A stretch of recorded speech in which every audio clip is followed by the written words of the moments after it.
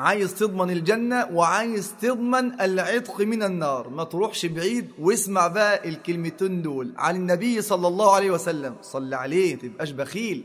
رسول الله صلى الله عليه وسلم قال: من قالها، هذه الكلمات، من قالها حين يصبح وحين يمسي 4 مرات اعتقه الله من النار. الله، طب ايه هي الكلام ده؟ شوقتني. صلى على النبي صلى الله عليه وسلم.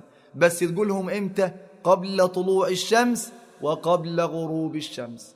طب انت راحت عليك نومه وصحيت بعد الفجر والشمس طلعت، ما تنساهاش، بس كل يوم تقولها. ايه هي؟ صلى على النبي صلى الله عليه وسلم واسمع هذه الكلمات: اللهم إني أصبحت أشهدك وأشهد حملة عرشك وملائكتك وجميع خلقك أنك أنت الله لا إله إلا أنت وحدك لا شريك لك، وأن محمدا عبدك ورسولك.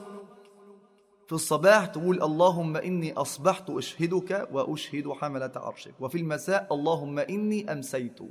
علمها لغيرك وحافظ عليها، واضمن الجنة واضمن العتق من النار، وما تنساش صلى على النبي صلى الله عليه وسلم.